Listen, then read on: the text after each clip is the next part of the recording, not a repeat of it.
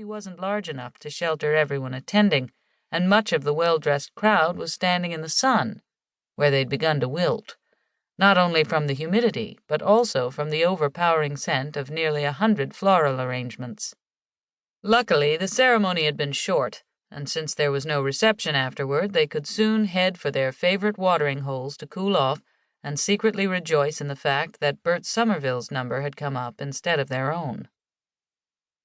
The shiny black casket rested above the ground on a green carpet that had been laid directly in front of the place where Phoebe was sitting between her 15-year-old half-sister Molly and her cousin Reed Chandler.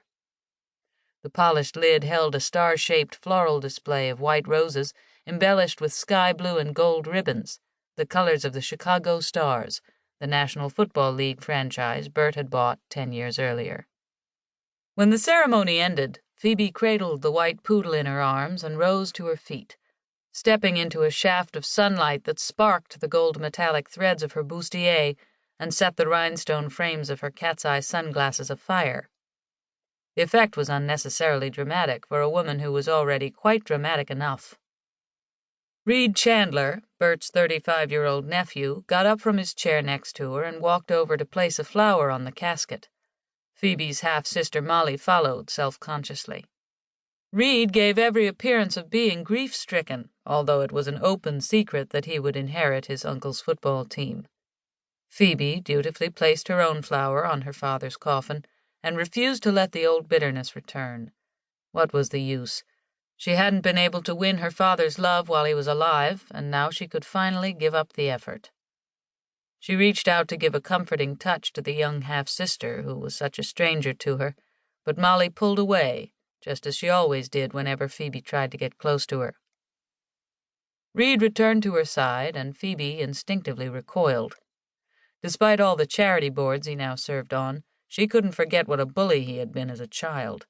She quickly turned away from him, and in a breathless, slightly husky voice that fit her chicky-boom body almost too perfectly, she addressed those around her.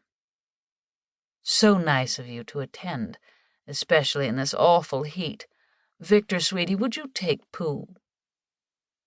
She held out the small white poodle to Victor Jabot, who was driving the women crazy, not just because of his exotic good looks, but because there was something hauntingly familiar about this gorgeous hunk of a Hungarian. A few of them correctly identified him as the model who posed, hair undone, oiled muscles bulging, and zipper open in a national advertising campaign for men's jeans. Victor took the dog from her. "Of course, my darling," he replied, in an accent that, although noticeable, was less pronounced than that of any of the Gabor sisters, who had lived in the States many decades longer than he had. "My pet," Phoebe purred, not at Pooh, but at Victor. Privately, Victor thought Phoebe was pushing it a bit, but he was Hungarian and inclined to be pessimistic, so he blew a kiss in her direction and regarded her soulfully while he settled the poodle in his arms and arranged his posture best to display his perfectly sculpted body. Occasionally he moved his head so that the light caught the sparkle of silver beads discreetly woven into the dramatic ponytail that fell a quarter of the way down his back.